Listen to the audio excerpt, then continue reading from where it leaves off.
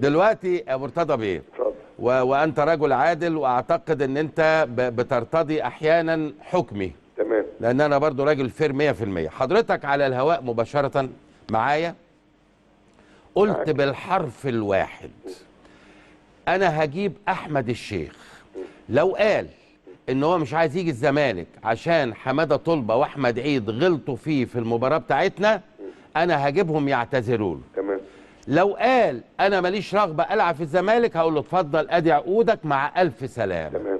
هذا الكلام صدر من حضرتك وانت عمرك ما بترجع في كلامك. ساعتها بيقل ادب يا مدحت. لا ما حصلش حاجه. لا والله ما قال حاجه. لا ده قدامك الرضا اليوسف. لا ما قالش حاجه. اسمع بس يا سميتها من فضلك. اتفضل. الزمالك فوتني ورب العرش نجاني. رجاك منين يا ولد؟ رجاك منين يا قليل الادب؟ في ما يمكن حد بيسند.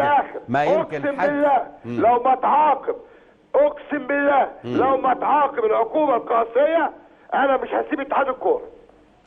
انا عموما كان مكالمتي ان حضرتك قلت ده. انت تحب قله الادب؟ لا خالص. قال كده ادي ادي مجله روزا اليوسف. 2000 روزا اليوسف المحترمه. طب ما يمكن الصحفي كذاب. اسمع، الزمالك فاوضني ورب العرش نجاني. نجاك من ايه يا ولد؟ نجاك من ايه؟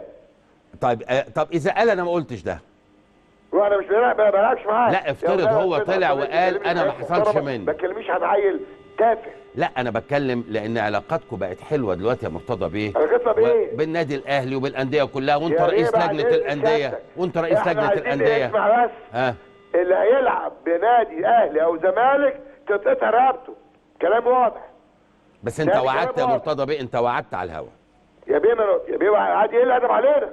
ما يمكن ما قالش يا بيه ده ب 50,000 جورنال. هو في ايه يا جماعه؟ انا اعرف ان الواد ده مؤدب جدا، انا اعرفه ولد عيل. ويقول لك اصل هو ما كانش بيكلمني ويراعيني اجيب لك بزازه بامبرز كل يوم. بقول لك تاني اهو اقسم بالله اتحاد الكوره، ولو عندي الولد ده في الزمالك وعمل كده مع الاهلي انا بقول لهم اهو، بقول اتحاد الكوره خد معاه عقوبه اشد عقوبه. انما نقعد نهرج ونهزر شويه عيال هتلعب بانديه كبيره وتوقع بالناديين كبار وتعمل احتقان. الزمالك فوتني ورب العرش نجاني. رجاك منين يا اخوي؟ ممكن اقول مليون المية ما ينقصوش واحد ان الولد لا يمكن يكون اخطأ على الاطلاق، وهي فبركة صحفية ضمن بعض الفبركات اللي بتودي الدنيا